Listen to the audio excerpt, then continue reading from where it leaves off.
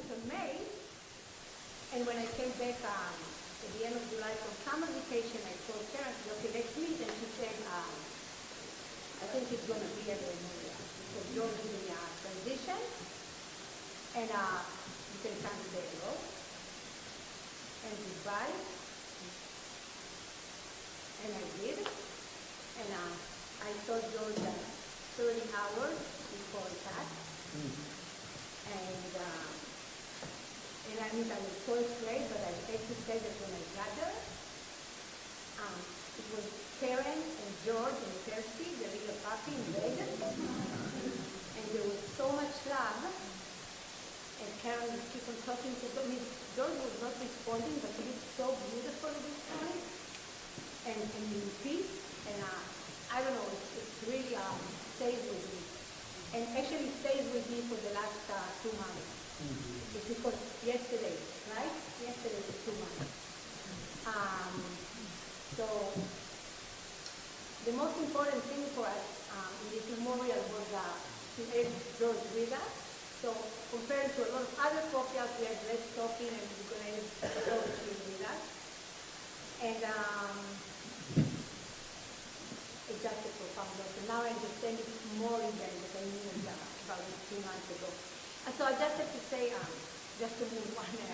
We're going to have another 2 cocktails this season on November 19th. You can already get your tickets. We're going to celebrate the 55th anniversary of our next door neighbor, Roger. Yeah, and on December 10th, bread and butter. And Peter is going to be here. So, okay, thank you for coming.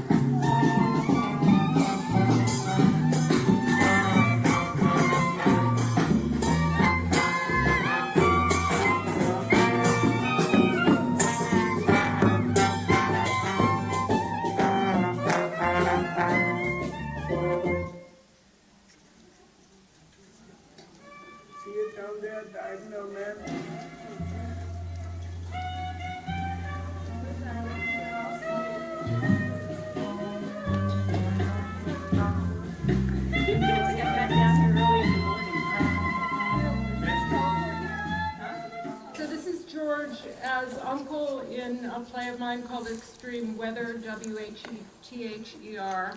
It was a role he particularly loved, and he was rehearsing one of his favorite speeches from it, hoping to do it at the Coffeehouse in October, but he died before that. He loved trees, he loved nature, he loved theater.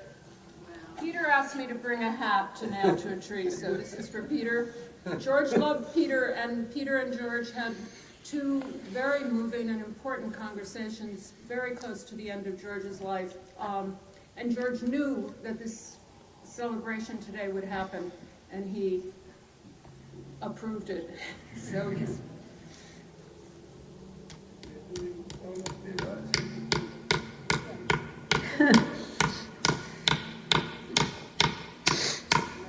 George is obviously not here. He's here, right? And he's here.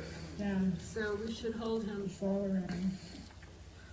that way. He believed in me more than I believed in myself, but never more than I believed in him.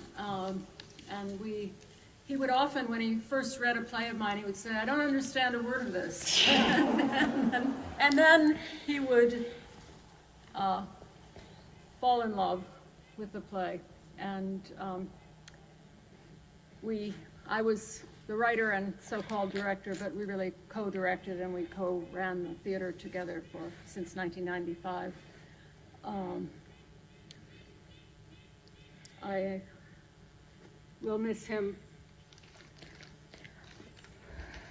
more than I can imagine. And we spent many, many nights talking all night about the world, about our work, about everything. This little dog came right before he died and knew him and kissed him and snuggled with him in bed.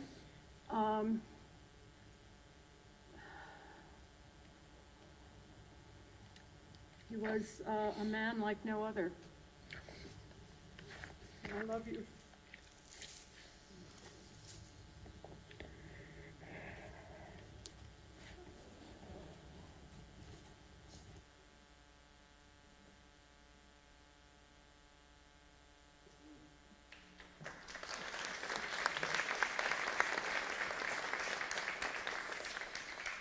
He was a man like no other.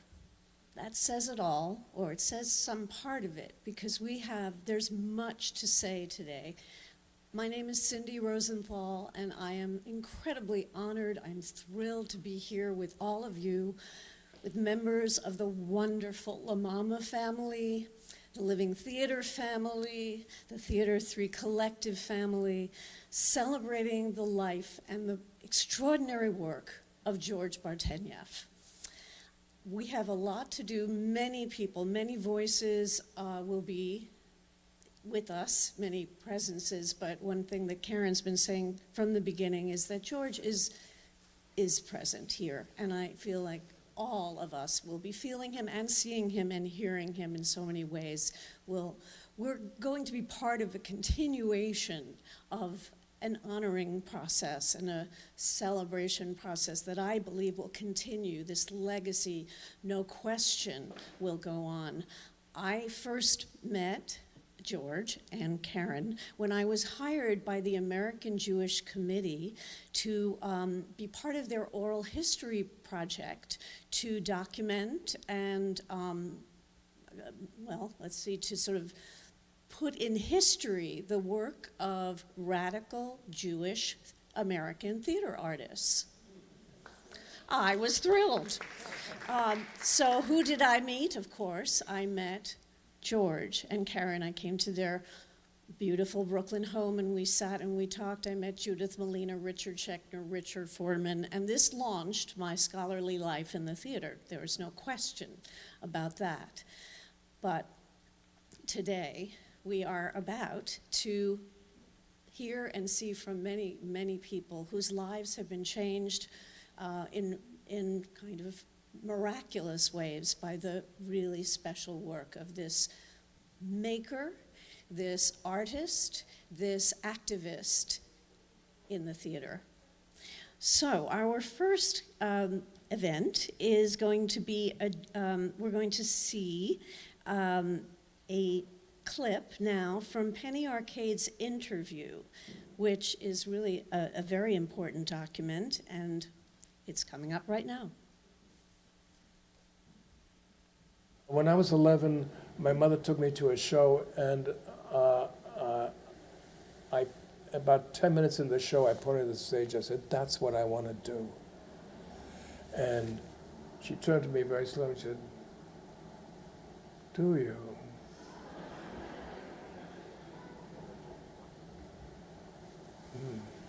2 weeks later, she brought me to meet Irwin Piscator and Maria Ley Piscator, and they interviewed me for 15 minutes, and they said, "Yes, we accept you into Maria's School for Children," okay?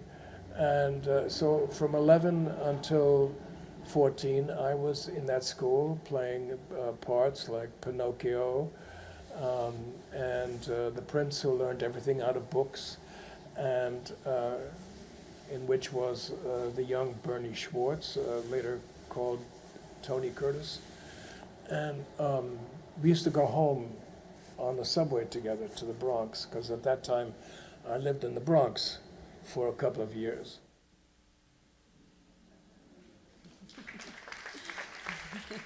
So a little bit about the beginning. And now we're going to hear a journal reading by Kathleen Chalfant and Rocco Sisto, two fantastic actors. This is a journal that was written, of course, by George Bartenieff.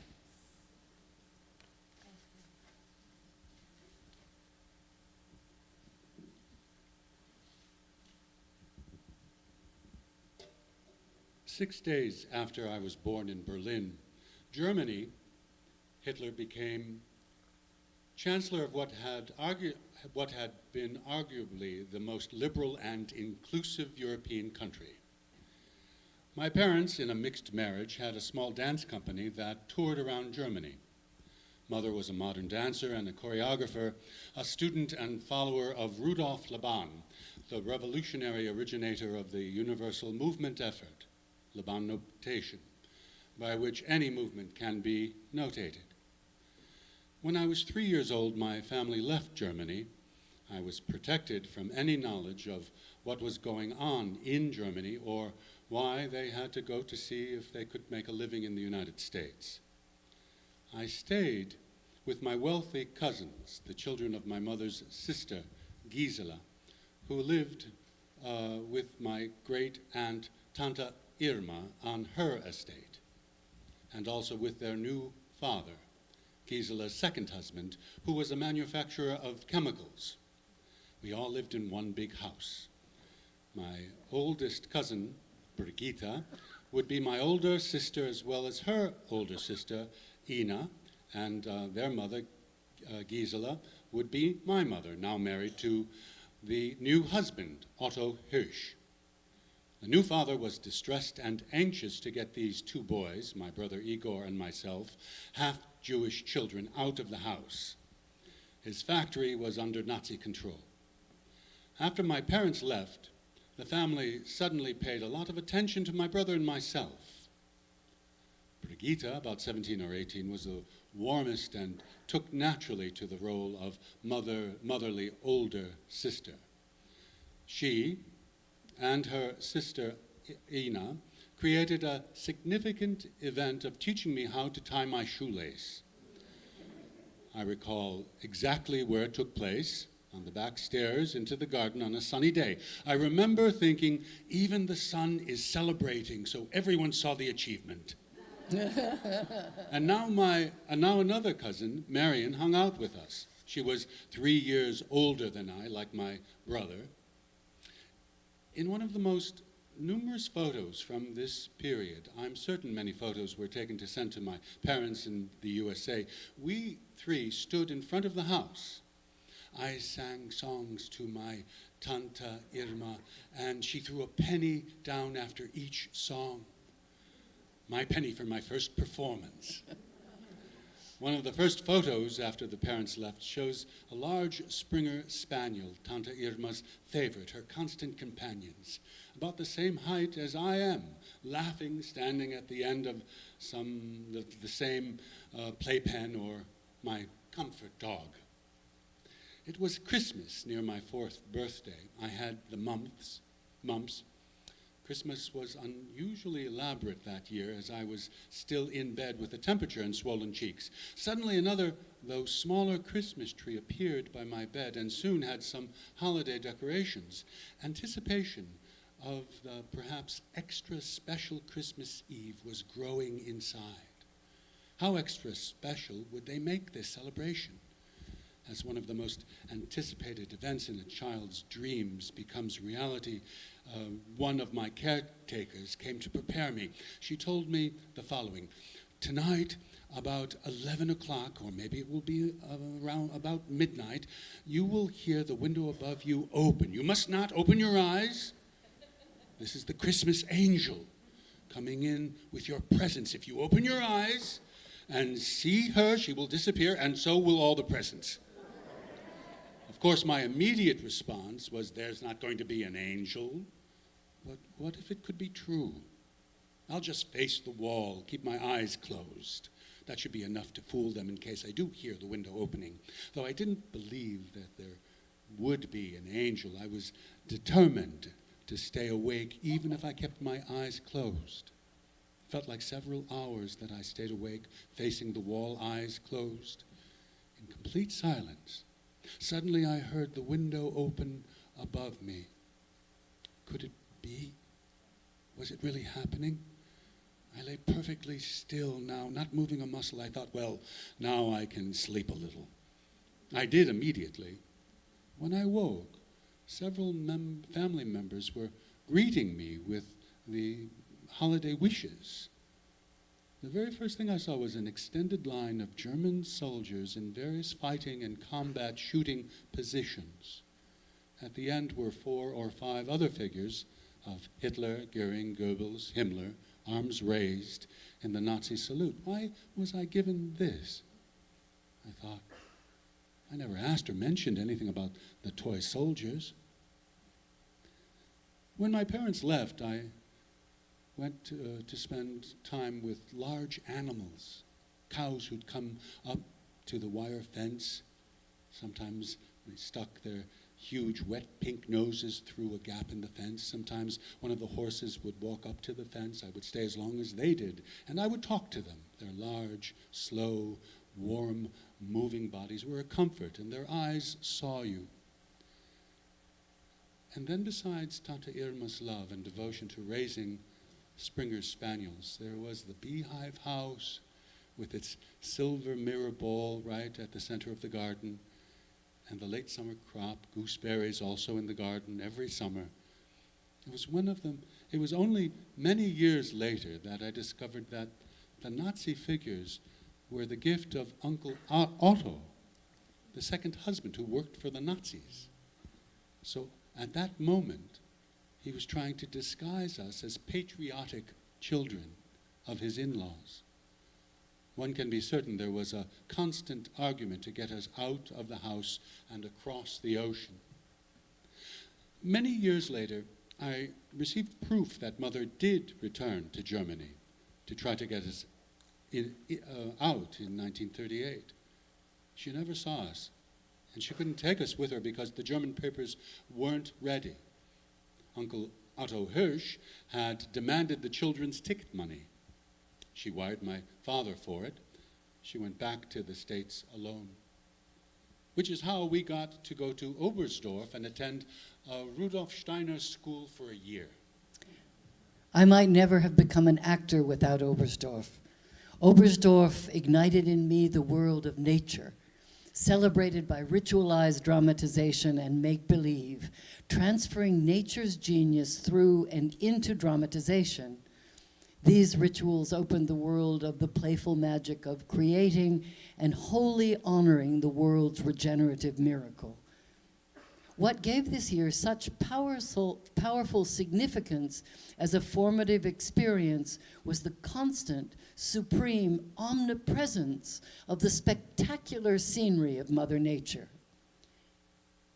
In May of 1939, the Oberstdorf School received orders to line the students up, to stand by the road in front of the school to salute the Heil Hitler greeting as the brown shirts paraded into the town.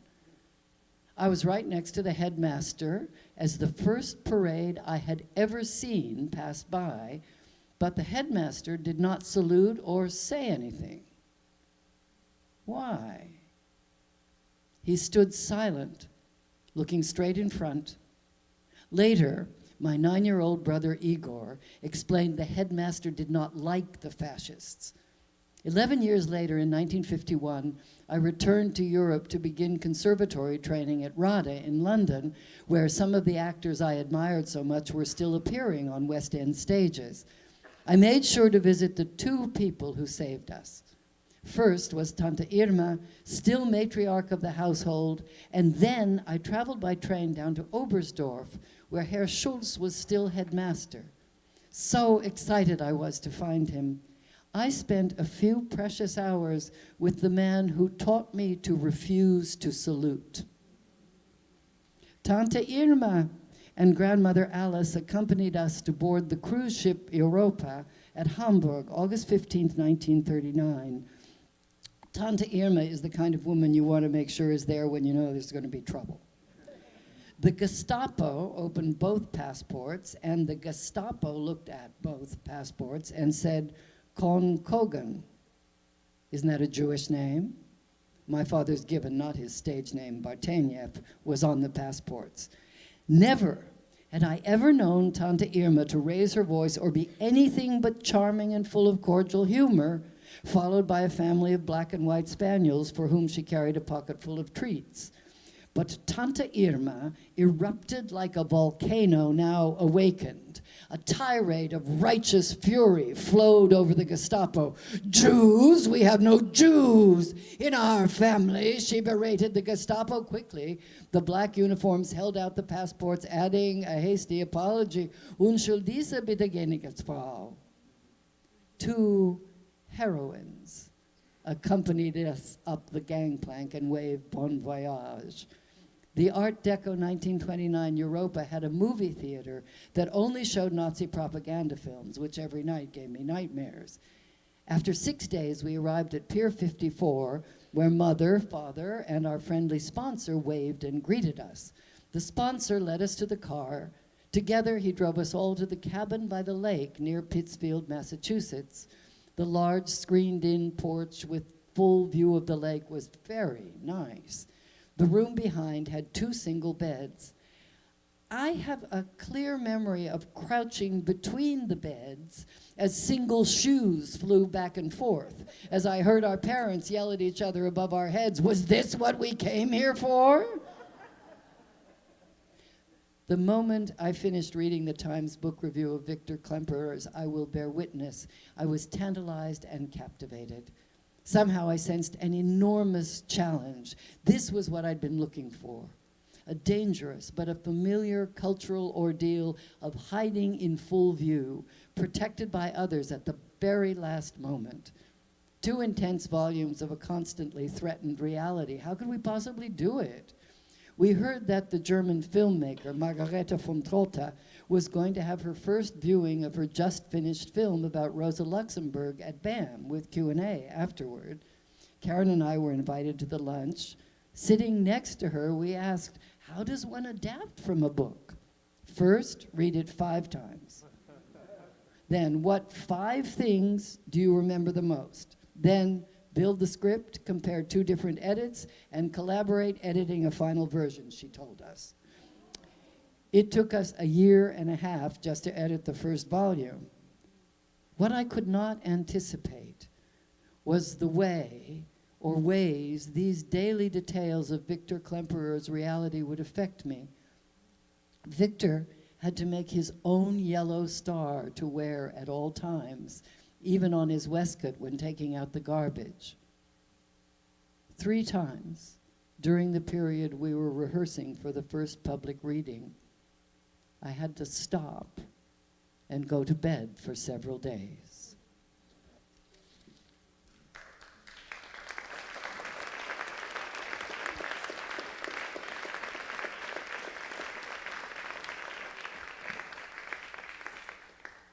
So you can hear that George was a human being that was completely enamored of and committed to words and language.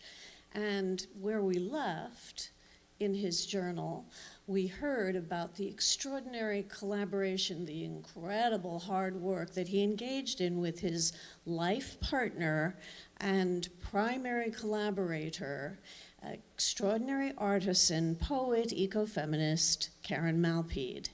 So, thank you. Yes. A huge inspiration in my life, I must say. But now we're going to look at a clip from I Will Bear Witness, and then Karen and I will do a bit of chat about that.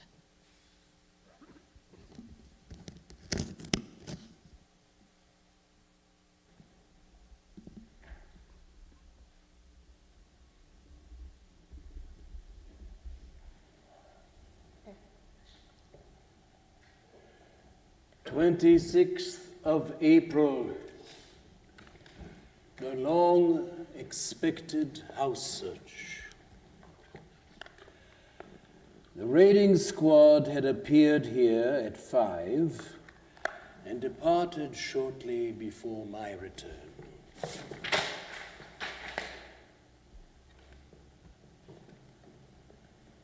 I found Eva in our rooms, who was completely calm.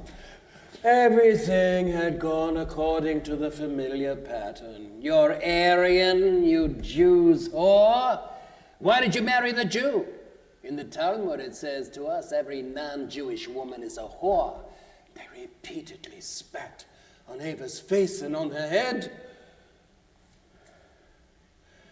In our rooms I found the same chaos.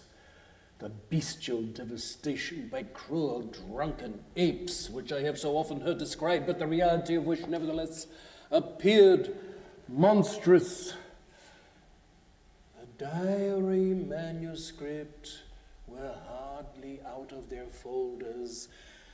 A couple of books had been taken off the shelf and lay on the desk, but the Greek dictionary with the last diary pages was untouched.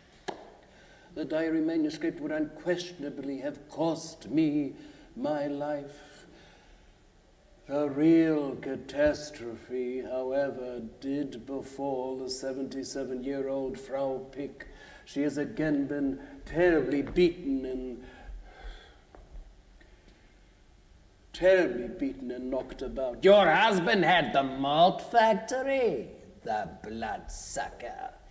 Your litter is abroad and inciting hatred against us. But we've got you, and you're not going to get away from us. You'll be at the Gestapo tomorrow morning at 7. You'll go alone. Anyone going there with you, go straight to the concentration camp. 3 fellows had tormented her. A 4th, alone with her for a moment, had whispered to her in a most friendly manner, take some good advice, don't go there in the morning. So, there are traitors even among these people.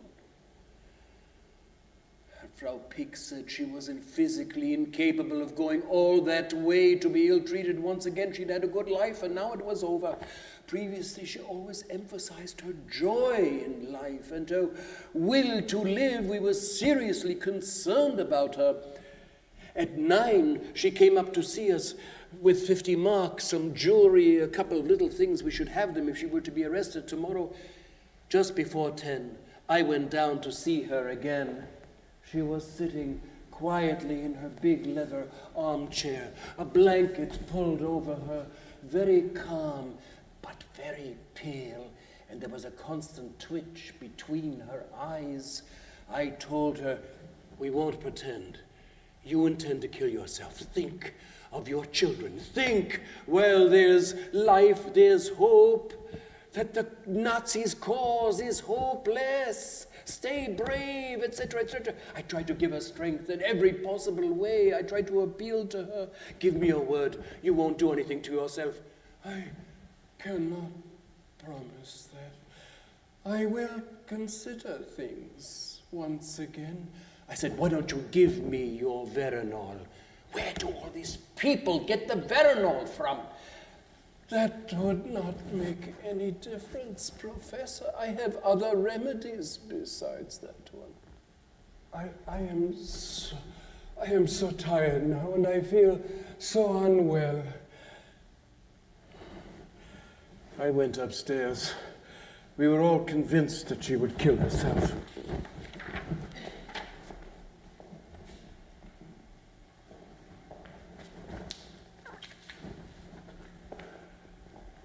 Farewell note on her bedroom table was written in a very deliberate hand and carefully composed.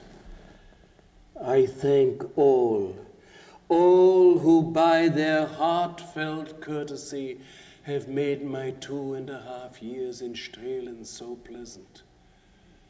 Heartfelt courtesy. How carefully considered.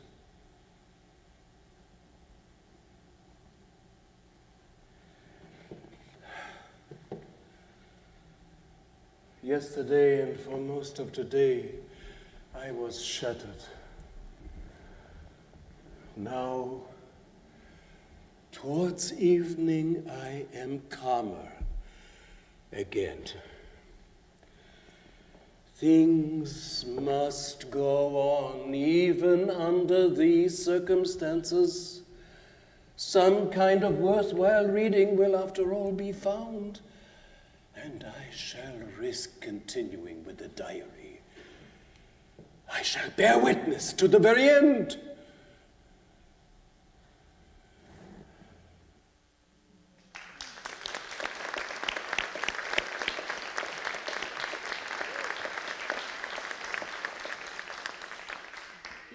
Being in the presence of a performer like that, bringing that life to life, was an experience I will never forget.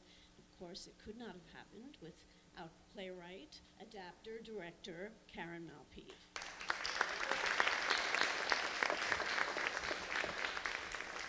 Thank you. Thank you all for coming. When I first met George, I was working with Robert Lifton, and I had read a lot of Holocaust literature. And George said to me one night, why are you always reading this stuff about the Holocaust? And I said, well, you're a Holocaust survivor. And he said, no, I'm not. And that was the beginning of opening the memories that had been crushed and put away, the trauma that had never been touched. So I read the book review of the I Will Bear Witness. It was the front page of the New York Times, and a voice spoke in my head, and the voice said, why don't you do something nice for George? And I was at one of my moments where I'd given up the theater and I was writing other stuff, and I was never going to work in the theater again. And he was kind of at loose ends.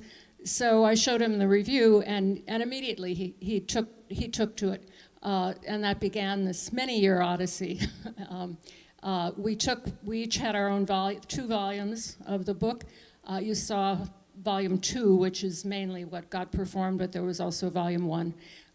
We made a decision not to change a word, but to edit very carefully. So, and we worked separately, and then we worked together to put the two volumes together. It's true that he took to his bed a number of times. I'm trained in trauma, so I knew what was going on, and we just worked through it. When he came to Berlin, one more story, we took the show to Berlin, where he was born, and the reporter said, well, what's it like to be back in Berlin? And by this time we had performed in Washington and New York and London. Now we were in Berlin. What's it like to be back in Berlin? And George said, oh, doesn't bother me at all. Whereupon he lost his voice completely. And we had to take him to a voice doctor, and et cetera. This was 99. We opened in New York in 2001 in February, before 2011. But this was, I think, for both of us. For me, working on these diaries and not changing a word was a great writing lesson. It really improved my writing, and for him, it meant so much in so many ways to do this work. I just wanted to say that eventually Karen and George did take on volume 1. We did it first. Volume 1 was first. So the piece that you brought into the small spaces, into the living rooms, say more about that. So volume 1 was published first, and we did a volume 1, and we did it at HB Studio. We also did it at New York Theater Workshop. We did before we did volume 2. Then we did volume 2 also at HB Studio, and a wonderful friend of ours, wonderful friend of many people in this room, Olympia Dukakis, who was so generous in her praise, just loved it. And on her enthusiasm, I'm now talking about volume 2, I faxed, in those days there were fax machines, I faxed every theater in New York with Olympia's praise, and Classic Stage Company picked it up, and that's where we opened Volume 2. Volume 1 we had just done as workshops at HB Studio. It ended in '39, so Volume 2 was really the Dresden firebombing, which George performed so much in Volume 2, but so what was the question? So Kristen Clifford, who's sitting here and will speak later, said to us when Trump was elected, you should really revise Volume 1 and do it in living rooms. And we did do it in Kristen's living room and in Cindy's living room and another number of other living rooms. We did a shortened version. We did like a 25-minute version of Volume 1 in these very intimate spaces so that people could talk afterwards about the situation then and now. It almost had a feeling of being in the world of immersive theater because you were so close. The power of Klemperer, as in George's body and voice, was it was really unbelievable, but very believable, especially in that moment in time when we all really wanted to be together and also needed to pay attention. And this is a work that made us do that very much. So, all right, we have now, we're going to hear again, or see again, an excerpt from Penny Arcade's interview with George Bartenieff from a couple of years ago.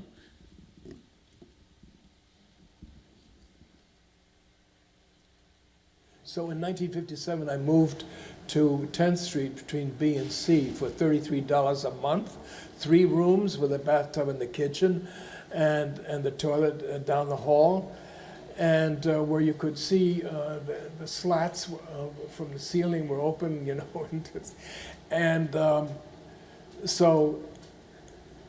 and that's when I really started to see things.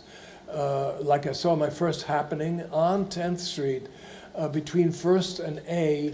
There were a lot of storefronts where the artists lived and worked as studios, okay, for $25 a month. And I saw my first happening, and it was again like the same revelation when I saw Piscator's work. It was a new art form. It was, you couldn't define it. It had no seeming structure. There was no rehearsal. There was no actor. There was just people and things that they did, which were completely, seemingly nonsensical almost, but not really, because it was tied to language. And so there was the poets and the painters who started to collaborate on these happenings. And that was really the beginning for I think, for all experimental theater, because it really said, forget about everything you've been doing and thinking that was theater. That's not theater. Theater is something else that awakens your senses as well as your mind. And when you see things in a new way, or consider that this is a legitimate way of doing things. And and after that, of course, I heard about Jonas.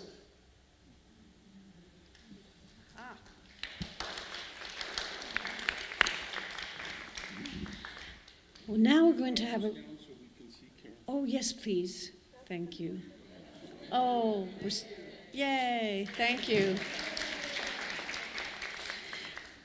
We're now going to have a reading that is going to be done by Tommy Moore, who performed with George in Other Than We, one of Karen's plays. And this is specifically a log of George's experiences when working on Kenneth Brown's The Brig, being directed by Judith Malina.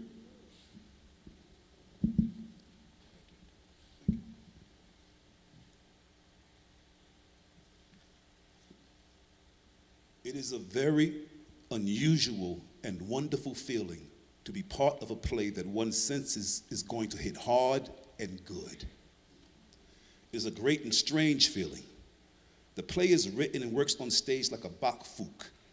It has such a violent form, also violently formal, and the action so brutal and specific. Second week. Bloodshot with fatigue, the rehearsal of this play is very tiring. All afternoon, we practice getting a realistic punch for all the stomach punching that goes on. And this evening, guess what? I was the first to get a bad blow. This afternoon, we finally achieved a stop punch that is a terrific one, that I have never seen done, and one that looks more real than any that I have ever seen. I am slowly putting my inner life together, slowly feeling it, seeing it, but it ain't easy, since in this play, the reality doesn't allow the character to reveal himself except in one moment in the whole play. Everything has to lead to that moment. I believe in this play more and more. In fact, I'm getting some of that old enthusiasm back that I had those first days just after I had read the script. Because now, at last, I am in the realm and experience of performing. I feel and hear this play, even while I'm concentrating on the down-to-earth business of doing my task in the scenes. This play is a great something, a real trailblazer. The fantastic thing about this play is that the author was given an actual reality in life from which he lifted all the actions that make up the story of this play, and he came up with a highly expressionistic work like West Side Story, with the difference that Robbins added, imposed the expressions of dance and music on a story to make it more heightened. But this playwright was a poet of West Side Story, had a reality which already contained a heightened expressionistic form and mode of expression to begin with. This is very rare, that such heightened expressionism exists in any life that we could come up against. But, of course, we in the 20th century have known many variations of this life. This play is a poem, a very cruel, long-lasting poem. Reality has been taken into a poetic plane because intensity, tension, music, and rhythm are all wedded into a grueling experience. As you can see, I think this is a great work, and I love it, and I am deeply proud to be associated with bringing it to life. It is my fervent wish that we can last for at least 3 months. As usual, they don't have a penny, and are getting deeper and deeper in debt. They, of all people, deserve to be subsidized. But of course, because they are dissenters, and they are real dissenters and not phony ones, or successful dissenters who give generous lip service to ideas because they make very limited compromises and they're in front of radical movements such as the Women's World Strike for Peace, they will never get a subsidy. Anyway, meanwhile, back at the grindstone, last night as I crossed the street at the corner of 14th where the Living Theater building stands, 4 or 5 members of the company were talking about by the lamppost. Guess what? No lights. There's no electricity. Con Ed came and took away the meters. And the story follows how the bill had gone unpaid, how the electricity had been shut off, how Julian tried to finagle with the meter wire, how the pet shop owner on the street level had called up Con Ed and told on him, and how when Julian demanded of him how could he have done such a thing, he replied, "I'm a born prick." That's how. And how when Julian called the Con Edison office and gave them a long lecture on the immorality of what they were doing, Judith suddenly grabbed the phone and screamed into the phone, "You ruined my play, you motherfuckers! You motherfuckers, you motherfuckers!" And surely, that's what those motherfucking cocksuckers are. Motherfuckers. But why? Why hasn't the bill been paid? Why wasn't that the first thing to be taken care of? Especially since they knew the shutdown was imminent. The truth is, there are too many polemics and ideals constantly floating around and being sought after while the barn is burning down. We're not living under socialism. We're in a free enterprise, jungle of cities. You got to have a tough balance of business and art. The great uniqueness and weakness of the Living Theater is its idealism. It's the only theater that would do the brig as well as it did. And it's the only theater that would have its meters taken away by Con Edison. Because it's the only theater where some bastard would rise up and be the Judas. Because it's the only theater that would do the brig with such fury. Because it's the only theater that is dangerous. And dangerous people eventually get on the head. Because the rest of the people fear and resent their anarchy and freedom. And that's the truth.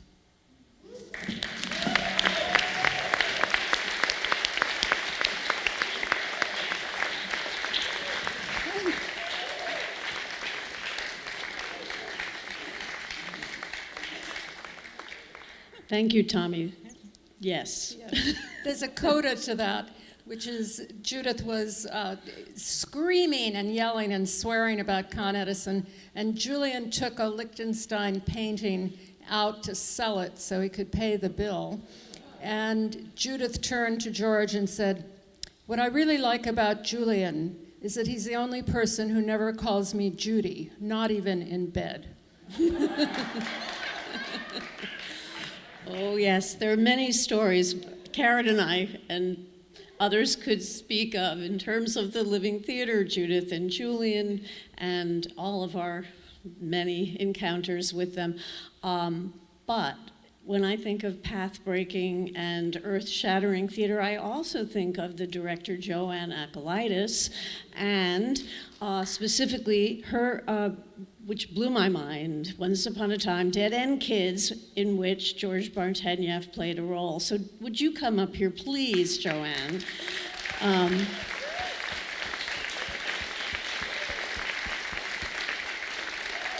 Would you like to have a seat with us?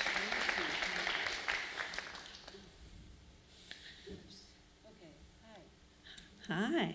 Hi, thank you. You know, I saw the brig. I saw it on 14th Street and 2nd Avenue in 1963. I saw George, and it changed my life. I don't remember George, I have to say, but I have such strong, beautiful memories and visions of him as both an audience member and as a fellow theater artist and collaborator, from everything from playing General Groves and Dead End Kids to the nutty professor in Len Jenkins' American Notes at the Public Theater, the Bacchae at the Delacorte. And there was about George something that I always say that actors should try and achieve, which is he had a kind of verticality. And it was a stunning physical, vocal, emotional, spiritual, collaborative verticality that was dazzling. It was dazzling. I want to read something from Cymbeline. This is the song that Phil Glass wrote for the death of the guy who was played by Fred Newman, whose name I can't remember, that was sung by the young Don Cheadle and Jesse Borrego. This is for George. Fear no more the heat of the sun, nor the furious winter's rages. Thou thy worldly task hast done, home art gone and ta'en thy wages. Golden lads and girls all must, as chimney sweepers come to dust. Fear no more the frown of the great, thou art past the tyrant's stroke. Care no more to clothe and eat, to thee the reed is as the oak. The scepter, learning, physic must, all follow this and come to death. Fear no more the lightning flash, nor the all-dreaded thunderstone. Fear not slander, censure rash, thou hast finished joy and moan. All lovers must, consign to thee and come to thus. No exorciser harm thee, nor no witchcraft charm thee. Ghost unlaid forbear thee, nothing ill come near thee. Quiet consummation have, and renowned be thy grave. Thank you. That was beautiful, Joanne. Oh, thank you. Is there anything you want to say in your memory of working on the Bacchae, or any other performance memory of George that you want to bring back into Ironically, George played Faust in impeccable German in Dead End Kids. And my model was by the great performer Gustav Gründgens, who was one of Hitler's favorite actors because he played Mephistopheles in the great German production from the 30s. And George George and I would chat on the phone, and he would say, hey, we should do Dead End Kids again, or we should do, American Notes again. I said, oh, no, we're too old. Let the new generation take this stuff over. But George, eternally vertical, eternally youthful, said every morning he got up and he said the German lines in German to begin the day, to keep his memory fresh and to be alert. And his performance was so alert, astonishing, alive, funny, sad, courageous, like George himself. But the other thing about George is he could be really stubborn, really, really stubborn when he thought he was right about something. And we were at a point in the Bacchae where I don't know what it was. It was a disagreement about drunk. Oh, I cut lines, and he said I was, yeah, and it's like cutting a venerable genital organ or something, and he said I cut the poetry, and he stuck to his guns. I stuck to my guns. We didn't fight. We worked it out. I don't know how we worked it out. And one day, leaving rehearsal, he did something which was so sweet. And directors, it was a tough play to do. Rocco was so brilliant in it, such a wonderful collaborator in it. George patted me on the shoulder and said, "Hey, that was a great rehearsal." Oh. Thank you so much, and for so much beautiful work that you've brought all throughout New York City, whether it's in the park or in small spaces that we've all witnessed. Thank you, Joanne. Should I go? You could. Thank you.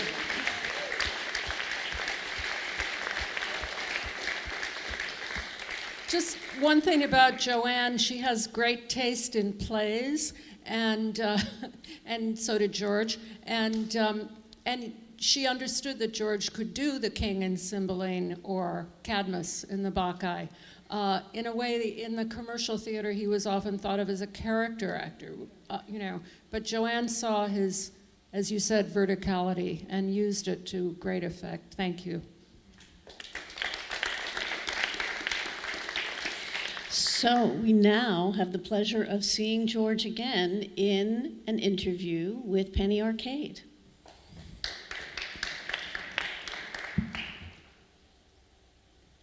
I met Crystal Field at Paul Mann's Actors Workshop.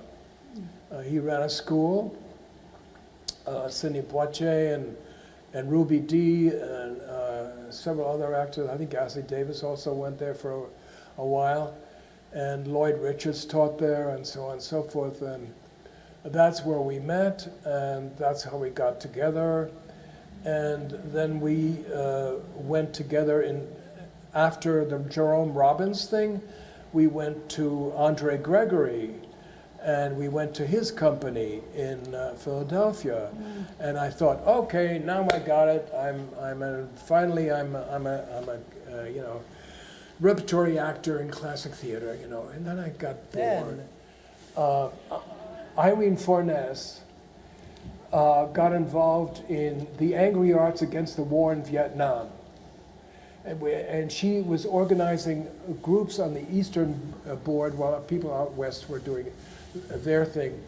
And we got involved in somebody gave us 3 short clown plays.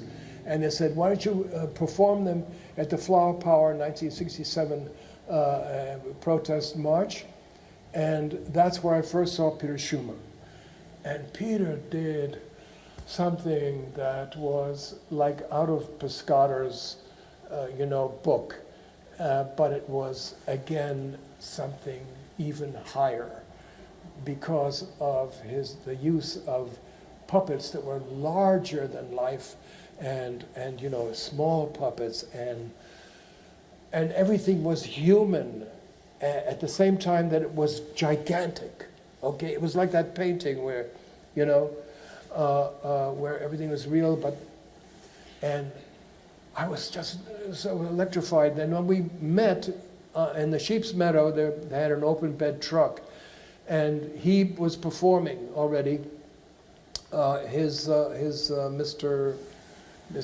Famous cigar smoking, capitalist villain, and then we came on, and I was wearing my suit, and she was wearing her dress, and we had 2 little suitcases, and we opened the suitcases, we took off our clothes, and we put on the clown outfit, and then we did the 3 clown plays.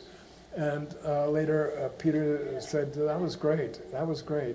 And so that night we went to Stefan Brecht's house, and then I met him, and we said, what's your favorite play? I said to him, he said, Wojciech. I said, that's my favorite play. Let's do it. And so, years later, we did. And we took it to Germany and Italy. And that was a great thrill. You did it with Peter? Yes. And Peter did the translation because Peter reads German, knows German. And it's in Westphalian dialect. It's actually written in a Westphalian dialect. And dialects are much more poetic. Much more poetic. Totally. Because people don't know the language so much, but they make up their own version. And it's twice as powerful and on the money. It's twice as great. And so he put all that into it.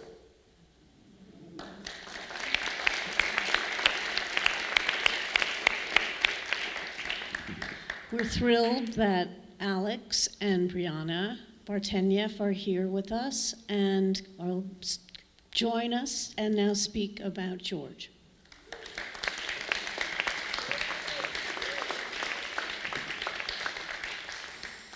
Well, I wanted, as you could see in a lot of his movies and videotapes of him, he was a very passionate man. And his passion is what translated onto the stage. He lived for the stage lived for him. He always had that passion, and he always had that presence that made him a force. And when he was on the stage, and as an actor, I had, the great opportunity to be on the stage with him because he was a huge influence on me. And I don't know, we sound just alike. I don't know if you can hear it, but it's there. And, Karen shared some of his writings with me. I just wanted to also, say how important Theater for the New City was for him. That, we have a home, a permanent home, with a real roof over our heads and a real place where theater can continue, and it will because of him. So this is one part of his writings that he we were working on the Johnson Theater. He was trying to raise money to raise the roof because the ceiling was like maybe 14 feet, which really wasn't, a grand space.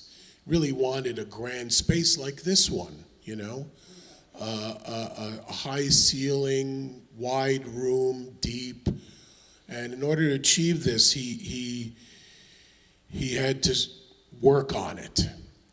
And he says, meanwhile, I became completely occupied with contacting possible capital development grants so that we might be able to raise the roof over the largest planned architectural drawings by 11 feet. While these money-raising efforts were afoot, we had to improvise open theaters, putting on new plays without walls. So they had to operate at different times. Even with the curtains as walls, it continued to be a constant juggling act. Every evening, just at 8 o'clock, at 8 p.m., I addressed the audience. Perhaps tonight is the evening when someone here knows someone who knows someone who might like to have a theater named after them.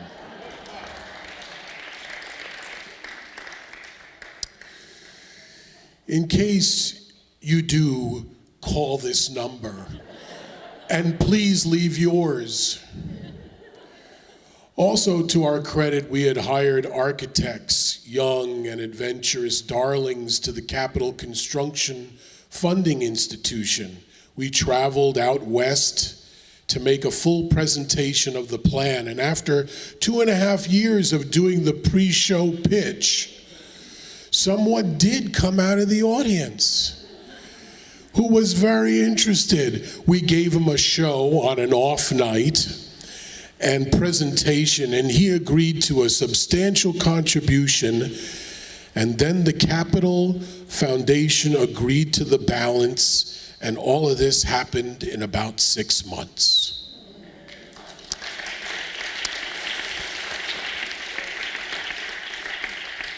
I want to thank him for allowing me to be his son. He was generous, and he was thoughtful, and he was patient. I think he taught me to listen. As an actor, as a performer, you have to listen. You have to hear everyone's problems.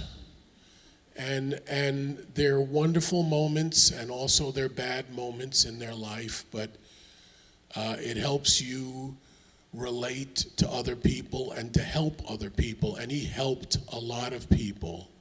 He was very generous with his teachings, and I know he touched a lot of people's lives. I know he touched a lot of people that are out in this audience today. So thank you for being here, and I love my father.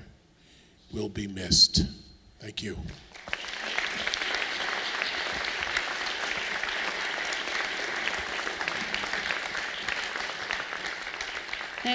Thank you, Alex. Brianna? Okay. Oh, geez. Hi. Okay. I am George's granddaughter, the lucky person to be. George knew the importance of words, and he knew the importance of stories. And growing up, he was my grandfather, so I didn't really fully understand when, for Christmas or my birthday, he would get me books instead of Barbies. And I never really understood it. I just threw it to the side. But as I got older, specifically over the pandemic, he used to call me and tell me about books him and Karen used to read. And one of the questions he always used to ask me was like, well, who do you like? Like, what poet do you like? What literature person do you like? And I could barely tell him much besides like Toni Morrison. So when I had gotten bit by the acting bug, as it is in my blood, or the storytelling bug. He was always very supportful. He was always there on the opening day of Street Theater. He was always there for just about anything of mine that was artistic. And the one moment in my life where I knew story meant so much to him was the last time I saw him before he got really sick. And we had met to go to Veselka's, his favorite spot in all of Lower East Side, to eat. And we were talking about, what I was doing, what he was doing, and I was telling him this really funny story about wasps in my room. 25 of them in my room every day that I would wake up to. And as I was telling him this wonderful story, he had this glint in his eye, and you knew you had him hooked. And he had that half smile he does when he thinks everything's so incredibly amazing.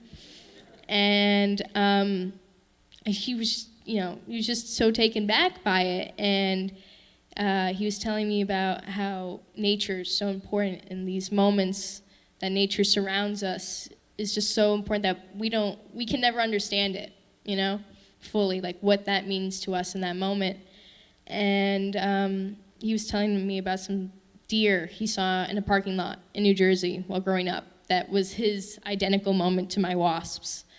And so after he died, I was asked to write a poem for his funeral, and I was trying to think, well, what do you say about a man when words meant so much to him?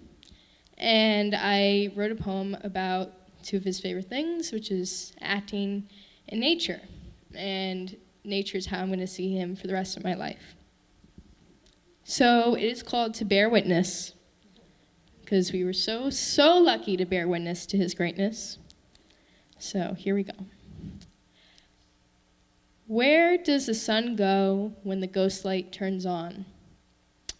Why do the birds sleep for the winter when the velvet seats are bare?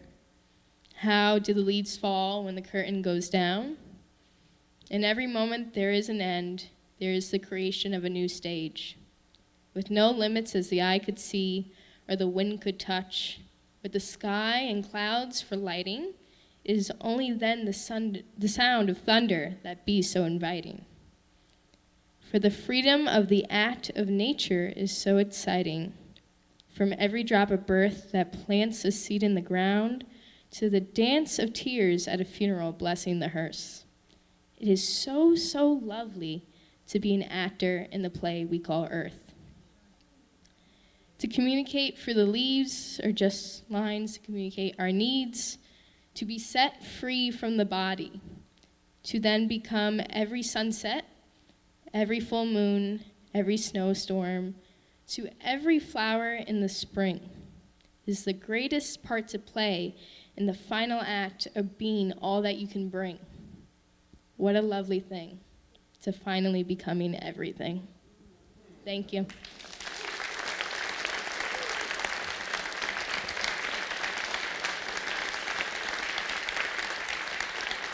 Thank you.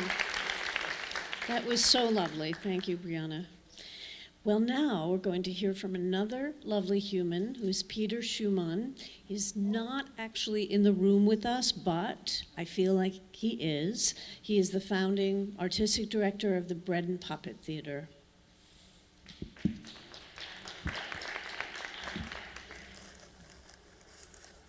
So, Karen, as you know, I met George on Sheep's Meadow in Central Park when that guy Hoving opened up the park to public events, even to protesters and so on. And George did the funniest thing. He had a little stage. We had our big puppets there, and he and Crystal had a box of hats, and they performed the whole history of the Vietnam War, but just changing hats, nothing else. Just from clown to sailor to soldier to president, whatever it was, just a different hat and a different grin on the face. Wow. It was pretty amazing. And then such a long history with him, performing with him, so lucky to have them come and be with us in these big productions. I think first one was Othello, where he played Iago. Then at TNC, then we went on tour with him with Wojciech, right? Right.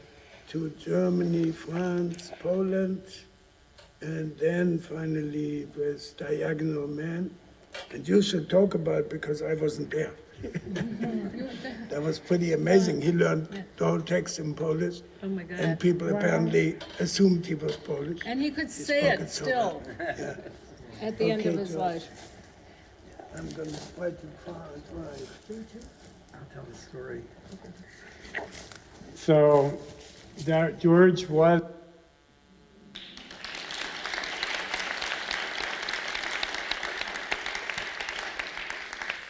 And here is another wonderful excerpt from Penny Arcade's interview with George. Her plays and her ideas and her scope of character is actually very influenced in a classic way by the Greeks and by Shakespeare and so on. And I just, to me, that's ideal. Okay, it really is. With beautiful language. Yes, and with beautiful language and just things that can stir you to, again, like working with Judith Malina, it stirs you to try things, you know, that you haven't tried, and to go further. So, you know. And that it has purpose. Oh, it has a lot of purpose, boy. I tell you, I mean, that's the thing that I really love about her plays, is that they do have tremendous purpose, and they're very attached to what's happening in the world.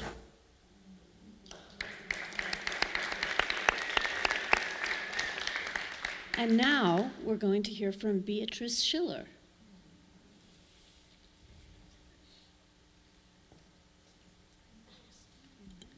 I know how to. Try.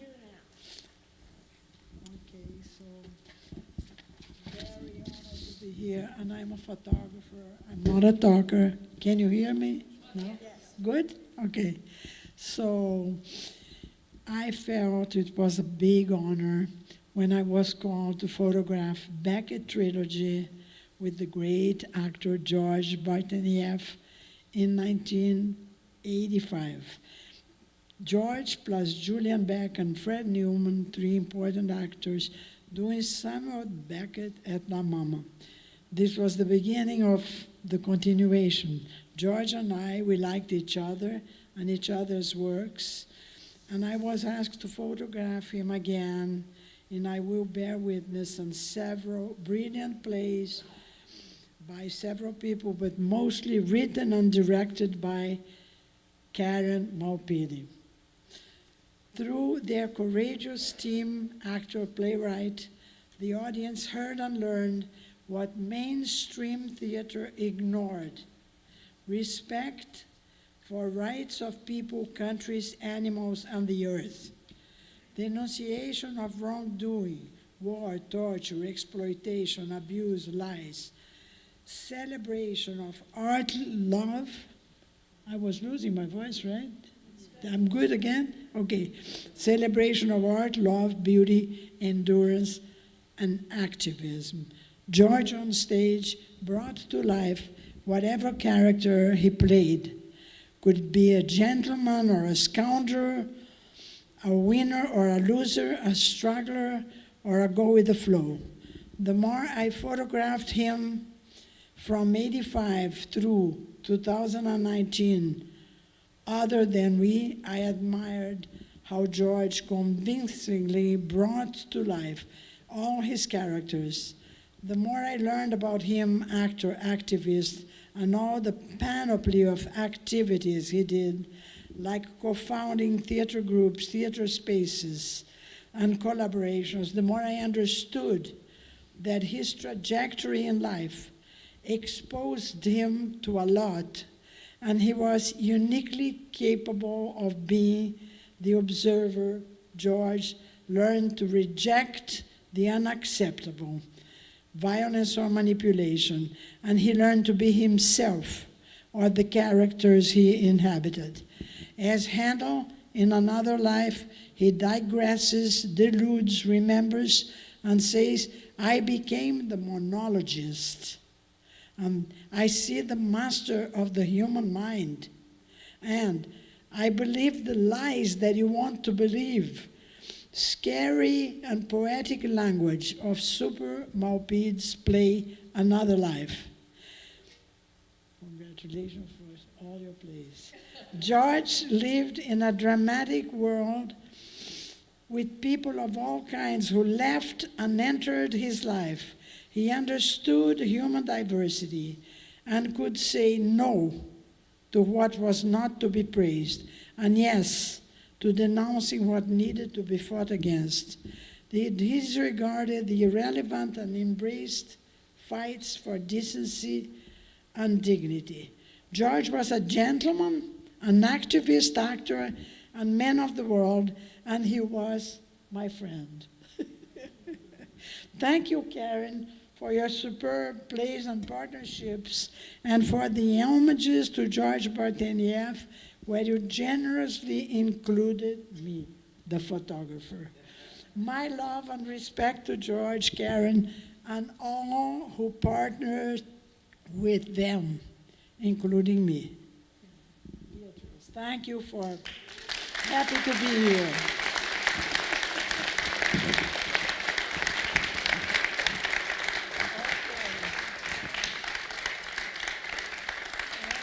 Thank you, Beatrice. All right, now we're going to see another clip, this from Karen's, I think, rather terrifying play, Another Life. The history of the U.S. torture program. Alan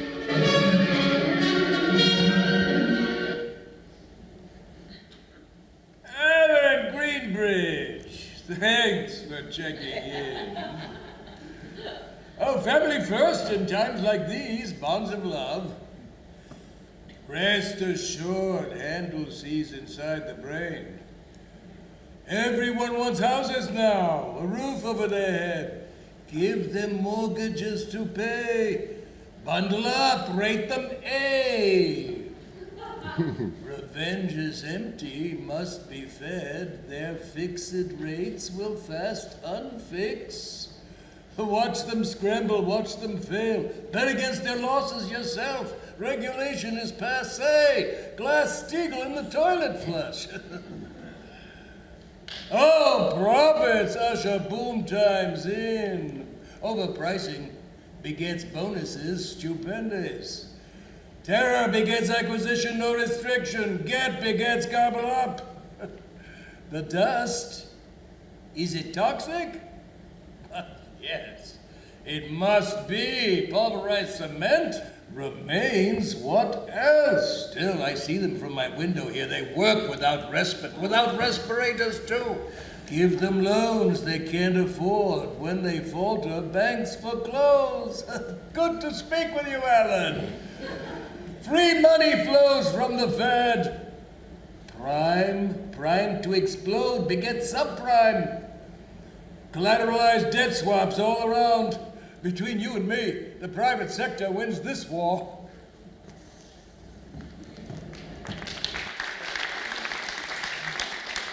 A very scary and very prescient, I think, piece of theater, reminding us that particular being of somebody we don't even want to mention in this room. Okay, but now we do want to mention that some of the most fantastic designers that have been with Karen and George on their production artistic teams for a very long time. I'd love to invite up Sally Ann Parsons and Tony Giovannetti to please speak about their experiences and work.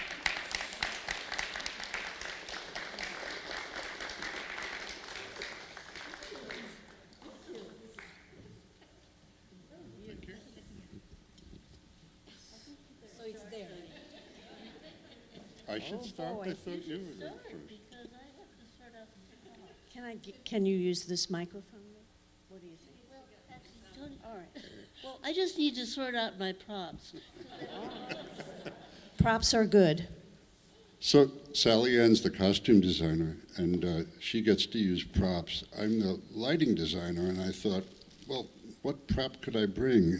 But anyway, I thought maybe a clip-on light, because that's where we started. I first met George, we found out kind of later in his life that we'd met at the Halloween Parade, the Greenwich Village Halloween Parade, which George had started in the 70s. And Ralph Lee did puppets for that, and George had founded it, and we started at Westbeth and marched across to Washington Square Park. It was a very tiny parade, nothing like the later years where it turned into a gigantic thing. But then the first time I worked with him was at The Beekeeper's Daughter at Lee Nagrin's gallery studio space on Bleecker Street. And that's where we first worked together closely, and I met Karen. And the space was part of 4 buildings that in those days essentially squatters lived in. And Lee had kind of organized this space, and a lot of artists lived there. Ping Chong and Gail Conrad, and many artists lived in all these little spaces in the basement or upstairs. So we were performing in what was essentially a storefront with this play, The Beekeeper's Daughter, and a tiny space, a big glass window. The audience sort of sat in the window. The person running the lights had to be loaded up onto a kind of shelf that was up in the air, and then the ladder taken away so that people could sit underneath. And you know, working with George and his work ethic, his devotion to the theater, you know, no matter how humble the circumstance, you know, it's a collaborative art, and I knew immediately that the two of us would just, whatever we discussed about the show, it was like total immersion. There was nothing else existed at that moment except doing the show and how to sort of crack the nut of what we had to do, and you know, and then we spent the next, I don't know, 25 years working together. And you know, in that show, I remember a moment where George gave me some notes, which, you know, as a lighting designer, you don't often get notes from the actor, because, you know, the actor can't see what you're doing, you know, because they're in the light. But George's skill was so profound that he felt what, and you know, I might have had my head up my ass or whatever, and he pointed something out in the most gentle and respectful way, and of course he was right, and you know, we changed things, and you know, it went on from there. And the other war story I thought I'd mention was about I Will Bear Witness, which we've seen some clips from, and the production that was done in New York of that.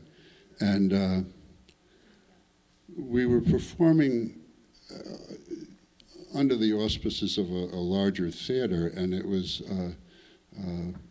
a series of plays. So there was another Nazi play, and so there was an overarching sort of producer, artistic director that was lording it over us, and he came to rehearsals and hated what I was doing,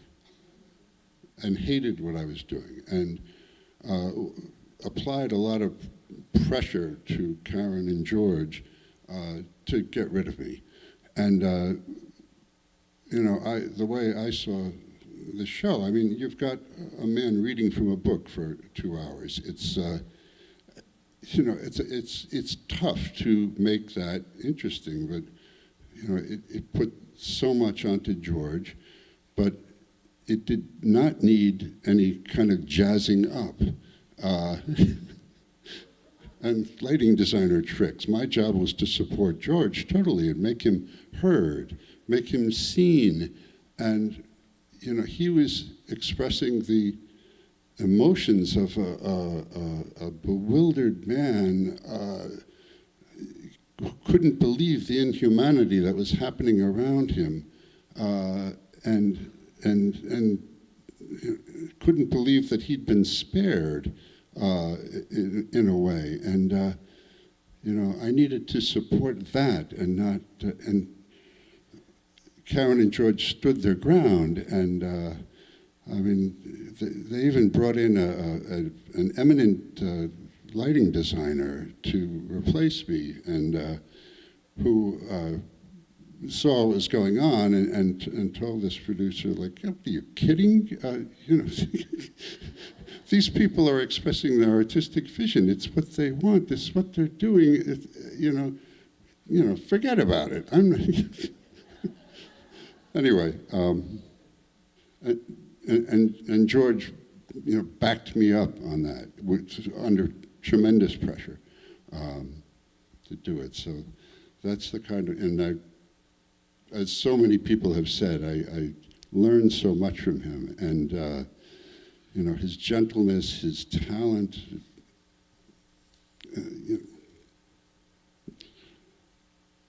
None will replace him.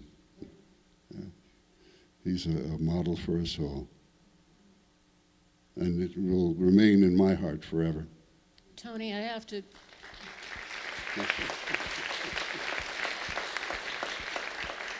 We would never replace you, Tony, because the last play we did in the rain, where there was no dress rehearsal, and Tony had to put up lights on wooden poles, right, and had to side light because there were projections. So he had to side light actors who started acting in daylight, but then it got dark.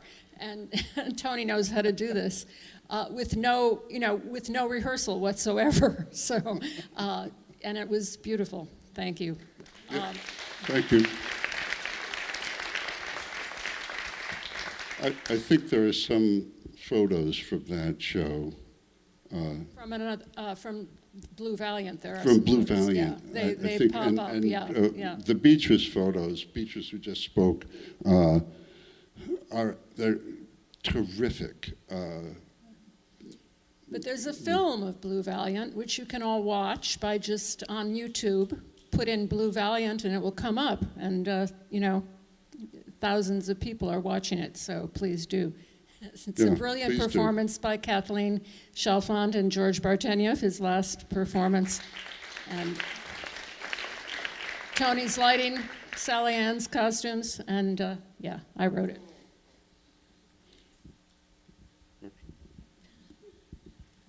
So what I remember about George is his ability to totally inhabit the character of whoever he was playing. And as you've seen from the clips tonight, that can be a total variety of people. And as you saw from the clips of I Will Bear Witness, he plays several characters within the clip and switches effortlessly from one to the other. And so I found it really a great honor to work with him. Now, there was always some baby involved, one of which you will see here. The best one is in the photograph, well, it's not up there, but it was up there sometime from an early production of The Beekeeper's Daughter, which we first worked with George and Karen. And it's interesting because Tony and I had worked together many years before with Lee Nagrin, who was the other founding member of Theater Three Collaborative. But anyway, the best baby was actually the one in Beekeeper's Daughter, which got lost. So we had this baby, and then later on, in Other Than we had these mutant babies that had ears and tails, and actually George and Tommy Moore, whom you saw talk here tonight, both nursed these babies. One of the props I was going to bring with me was a pregnancy pad, and Karen said, why I never got around to writing the play when George was pregnant.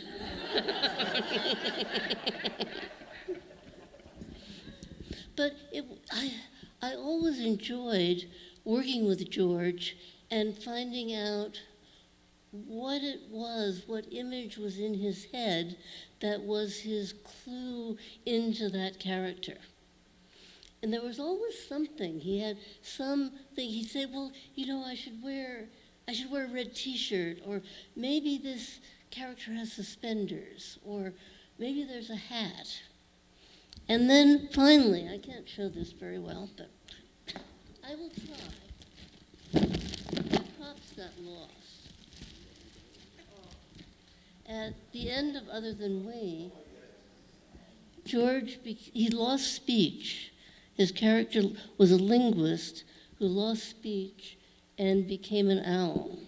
And this is the mask from the owl costume. And somewhere in the bag is the whole gown. Oh, there is a pregnancy tag.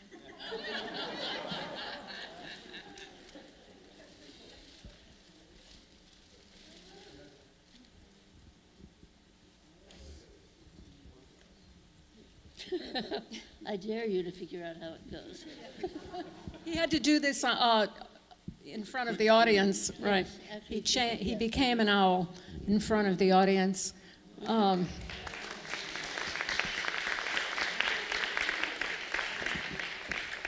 that's as much as I have to say, but I'm totally honored to have known George and to have worked with him for so many years. Thank you. And we were honored by both of you and our other collaborators.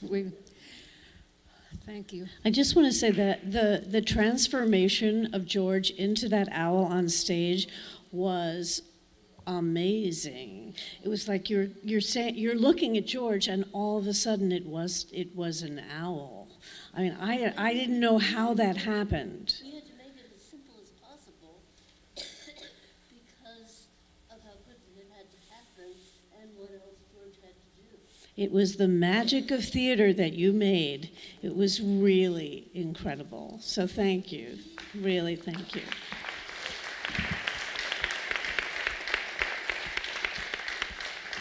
So for more fun with collaborators, now we're going to bring up actors who worked with George, some of whom we've already heard from and seen. We're going to invite up Kathleen Chalfant and Kristen Clifford. Is DG here? Please come down. Yes.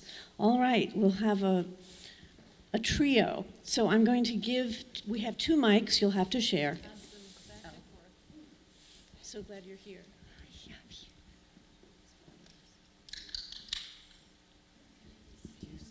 No, I think. Oh, yeah. Oh, I do? Oh, do we have order? Oh. Kristen tells me we have order. No, you don't have an order. Oh, we don't have an order. Okay, so I'm going first. I guess I'm going first. Oh, wow. Well, hi, I'm Kristen Clifford. Thank you. I'm so lucky to have spent so much of my life working with Karen and George, from when I was a student at NYU to, fairly recently. I wanted to talk about George's eyes and how they glittered at me or got dark with rage, that his eyes were just wonderful. I wrote a couple things, so I'm just going to read this. I wrote, acting with George was sometimes hilarious because he would just start the scene in rehearsal with his voice, and you know his voice, and he's all like guts and grace, and I was always like not ready. He was ready, he was going in, and I'm like sputtering, like, wait, I'm catching up, I'm right here. But that was the thing about him, was that he was like always ready, like deeply ready for the theater, for the world, for the play, to go wherever we were gonna go. And he was just ready to like delve into that sacred and profane.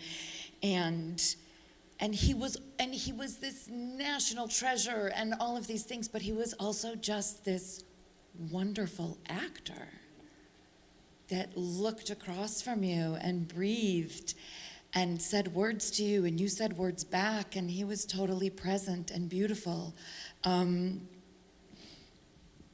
kind and curious and with craft. On stage, he carried me, kissed me, fed me, tortured me, put me in a cage, almost threw me out a window. I was lucky enough to do The Beekeeper's Daughter 3 times and to do Another Life 3 times. And that's okay, you can turn it on. I learned something new from him every time, in every rehearsal. You can just answer it if you need to. Just be like, I'm at a memorial.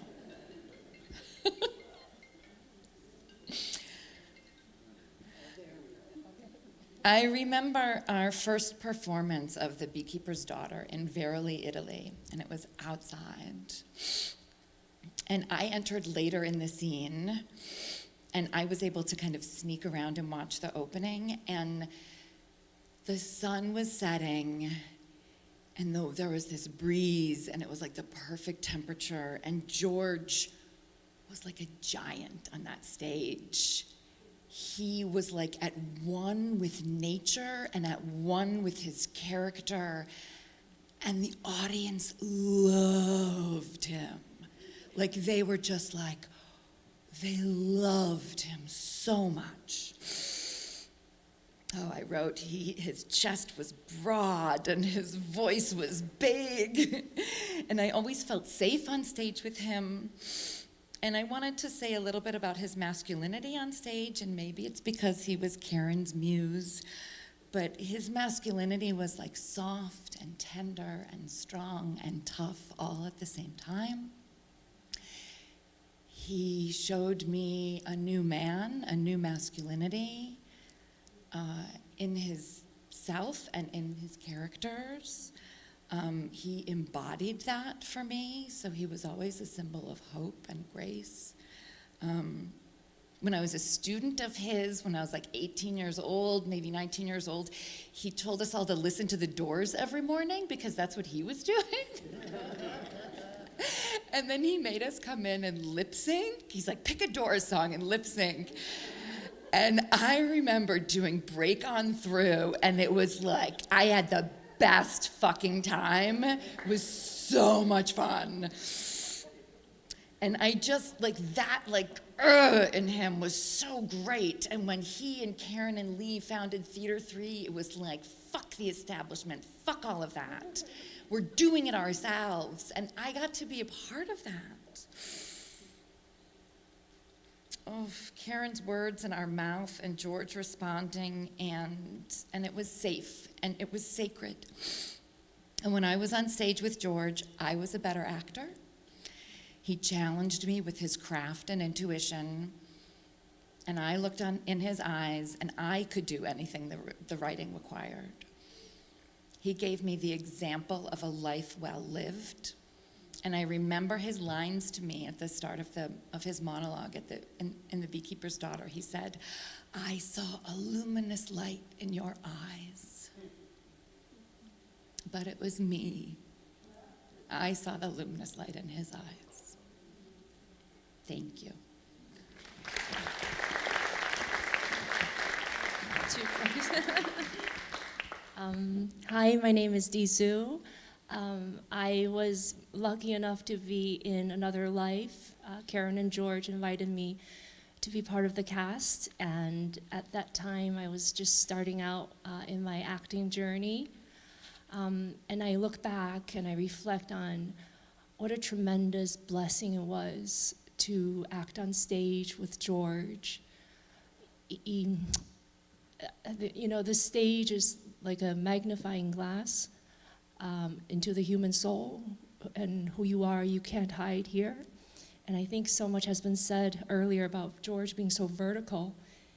And yeah, when I acted with him, I looked across and I saw a man and an artist with so much integrity. He never was sentimental. He never hammed it up. And he had this profound stillness that now I understand requires so much virtuosity to attain on stage. And he taught me how to listen and listen some more. He listened with every fiber of his being. And I do believe that if the world was filled with more men like George, we would never have war. There would be more nature, more animals, more tenderness, and more love. So I want to say thank you to George and thank you to Karen for some of the most beautiful experiences in my life.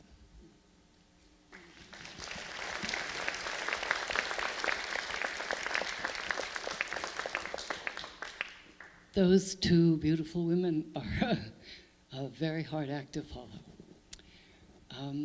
I would like to talk just a little bit about, I've been friends with Karen and George for a long time, and we really met rabble-rousing, not acting, and then we kind of fell into the theater one way and another. But I had the great good fortune to act with George in the last play that he acted in, and it was very difficult. The rehearsal period was very hard because while George would never admit it, it was all he could do to stand up, let alone speak and embody this character. And we had, 3 weeks of rehearsal in which he fought to put this script into his head. And we all fought together in this room to make those words go in. And then George, everybody's talked always about George's great generosity. George engaged in an act of generosity. All the actors here will understand. It was the day before we were going to the place we were going to do the play. The place we were going to do the play was outside. Memorial Day, 2 Memorial Days ago, when it was freezing cold. We didn't know that yet, but we're going to go to this place. And we had been fighting to get these words together. And it was George who said, I can't do that.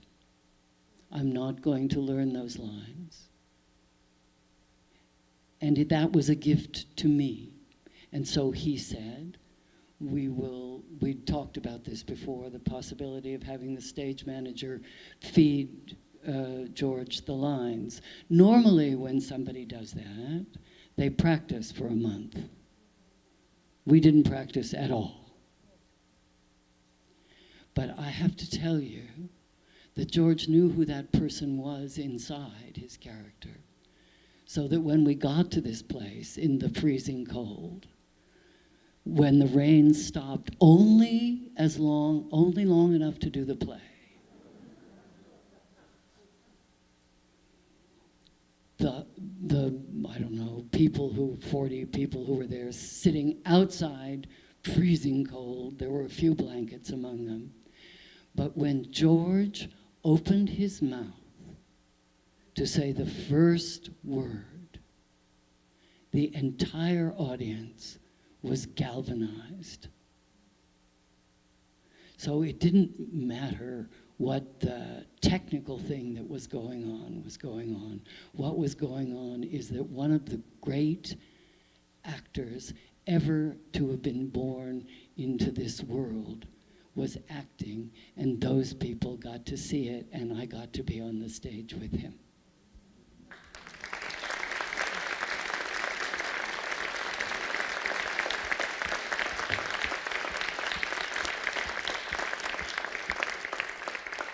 And the two of you were brilliant, and we had no dress rehearsal.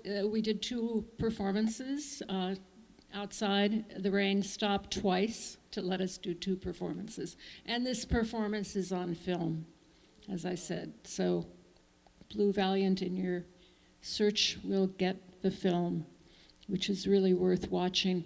The hat I nailed to the tree, George wore in Extreme Weather as Uncle, and he wore it as Sam in Blue Valiant. I wrote the play for Kathy. I didn't think of George doing Sam, this horseman, but he fell in love with the character, and as he always did. And once he fell in love, he was that person.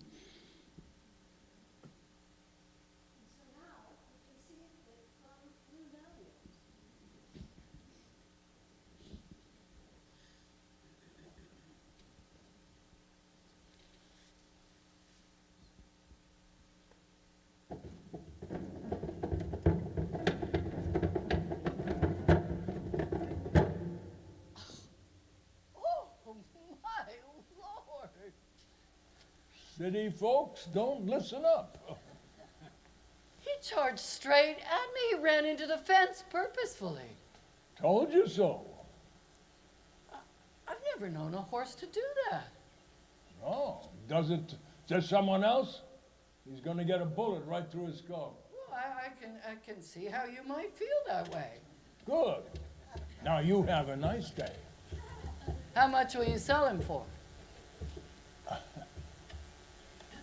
Told you I couldn't give that horse away. Wasn't so pretty, he'd been dead already. You keep on talking to me, you'll convince me. I got a gun in the barn. I don't want to listen to that talk. How did you come by this horse? Well, that's a story, all right. I'm sitting right here in this spot, overlooking the work. A fancy trailer pulls up, green and gold, the kind with curtains on the windows, screens, fancy stable name on the side, Shamrock, Virginia plates. Driver hands me a roll of bills, hundreds, every one, $10,000. Tells me to open up the gate of that there pasture. He drives the truck in, opens up the back, runs to get back in the cab. Horse damn near falls out. Drugged near to death if I ever seen it. Can barely stand, head hanging low. Stays still for hours. Never seen anything like that. Pretty as can be. The driver drives off. Not a word. Grief, I says to myself. Like I says to myself when I look at you. You do? Then he wakes and turns mean. Don't you do that, Hannah Doyle. When you wakes, I'm warning you. But I got $10,000 in my hand. Figured I could sell him for that.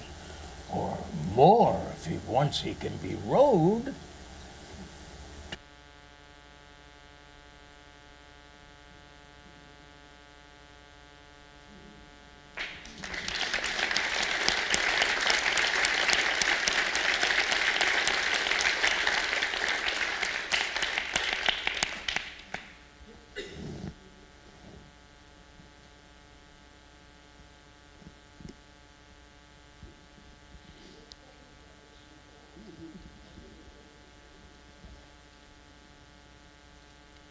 Hey, Sally Ann.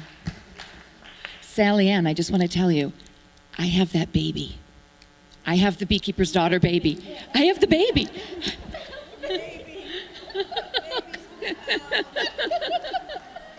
I have to say that for people who don't know the play, the baby is Kristen played and then also Dee played the same part in the revival in 2016, a Bosnian woman who was a victim of a rape camp and was pregnant, and the baby is born, and she can't touch the baby, but the George character can touch the baby and nurtures the baby.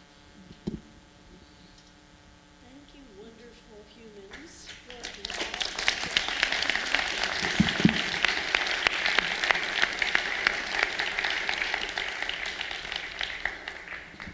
I do have to say, I want to sort of underline what Kristen said, that I think we've been witnessing, no question, the work of a national treasure.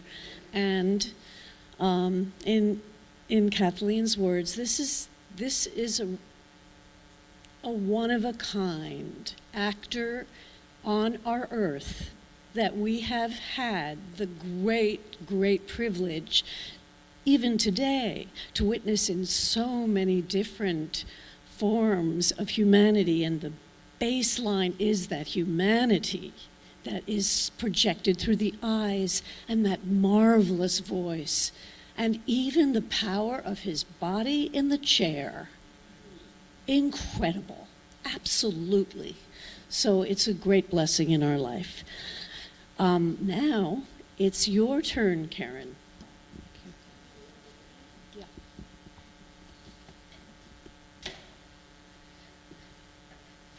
Not surprisingly, I wrote something.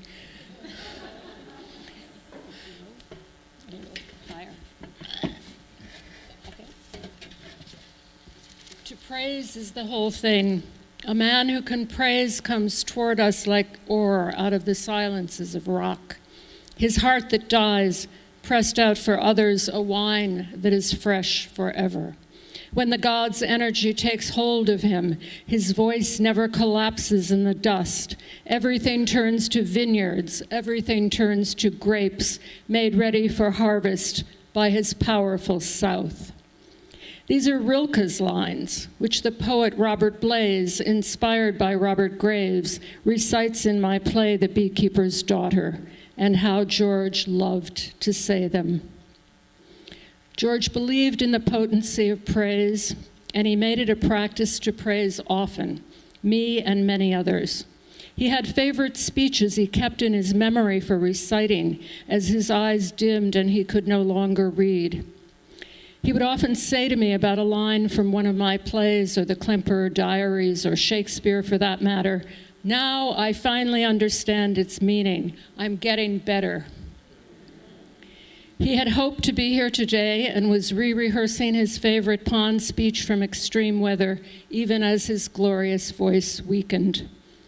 I had the privilege of writing for this extraordinary actor, and because he could do everything, I could do anything I might imagine. He left me completely free. Because we thought and felt so closely about the world, nothing I proposed was alien, though it might be strange. He could start a play, as I did in Another Life, with a 10-minute monologue, tongue and mind twister, giving him the most non-him-like character, a mogul who heads the black site torture business Deepwater, a character based on Eric Prince and moguls everywhere, and who prefigures Donald Trump. This play about the U.S. torture program was compared to Mary Shelley's Frankenstein by Darius Rejali, the author of Torture and Democracy, because with just 6 characters, it captures the essence of a decade. We never allowed Another Life to be reviewed. We knew there is not a critic in the land who might understand. But when Judith Malina saw it, she said, "It's a brilliant play. It's too brilliant for the culture. It should win a Pulitzer Prize." It won't, but it should. I could have him swallowed by a near-extinct beast, as I did in Better People, and have him come out changed from a geneticist into an ecologist who improvised the ending of that play by becoming a series of animals from tiger to praying mantis. We could find 52 characters in the Victor Klemperer diaries whose essence might emerge through George's Klemperer, so that one saw one character imposed upon another in one body and realized how true it is that we are members of one another. I could turn him into an owl, as happened in Other Than We, watch him lose language and gain eternity. George's great resonance as an actor, his complete commitment to character, to realizing the fullness of being of each one he played, set him apart when he performed in other theaters. People had to decide what to make of him. But at Theater Three Collaborative, his aesthetic of physical and emotional completeness set the tone. Other actors rose to meet him on his ground. To say that ours was a rare artistic collaboration is also to miss the point, for we loved one another unconditionally, and our work issued from that love. He believed in me.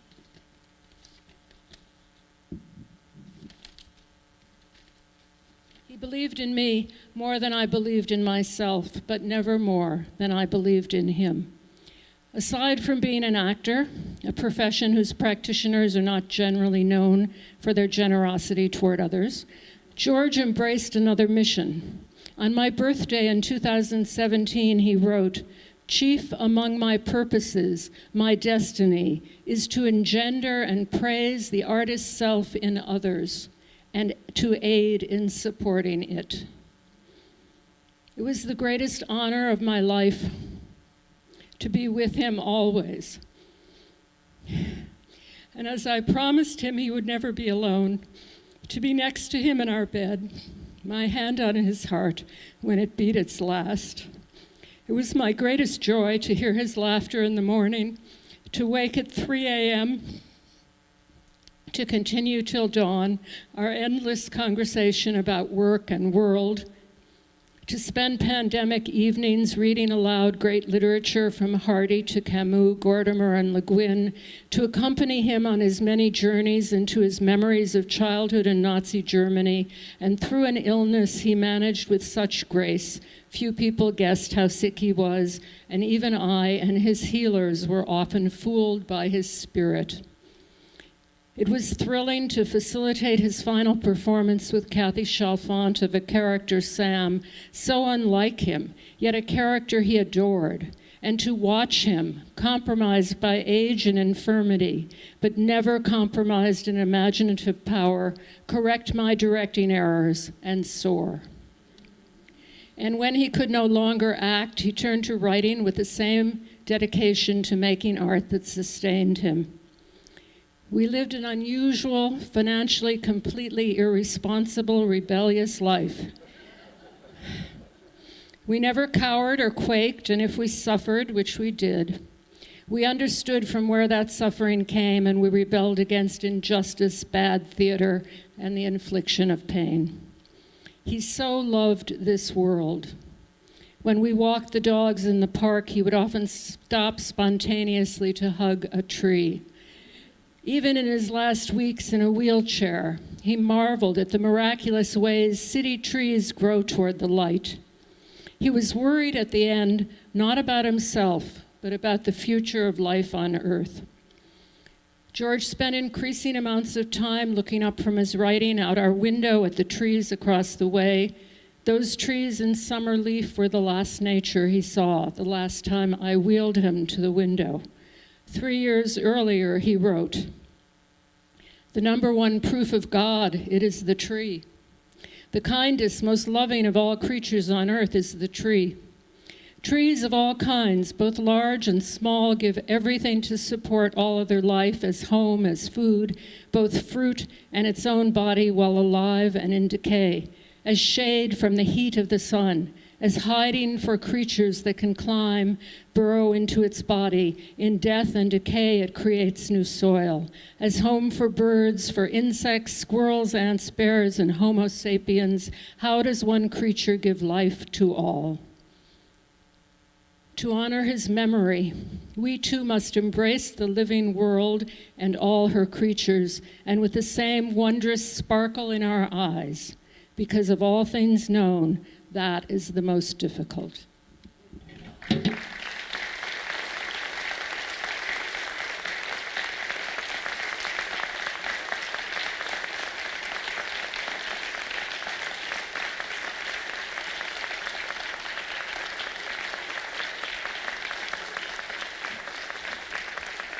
It's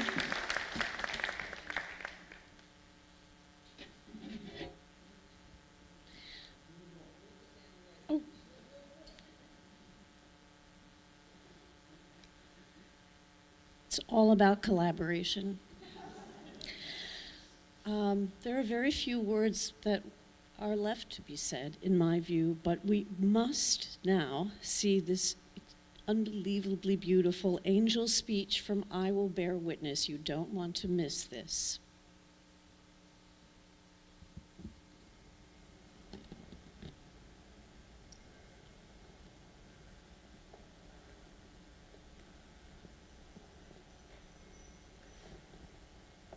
Sunday morning, March 18th, just after 7 downstairs, a brief morning reflection arisen from great love.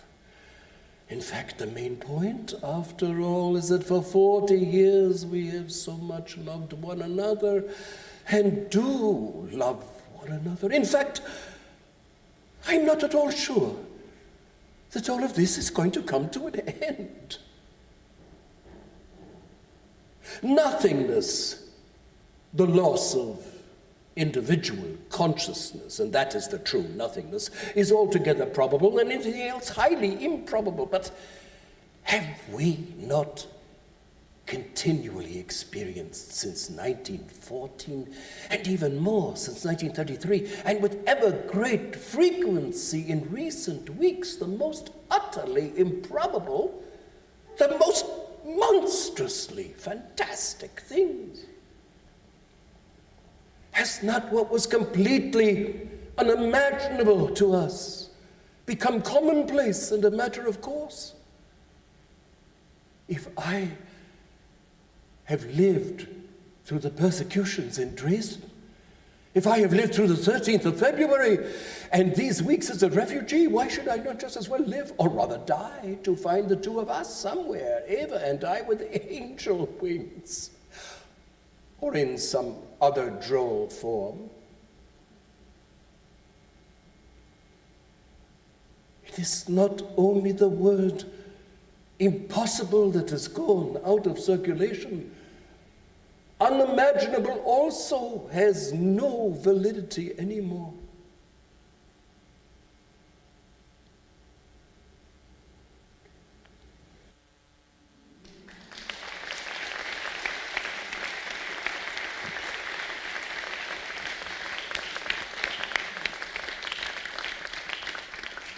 That was our favorite speech. So hold on to the love, hold on to the bravery, and know that we have to always make art that matters. That's what counted, that is what counts, and that's what we're learning, we've learned, and we will keep learning together. Thank you, George Bartenieff, and thank you all.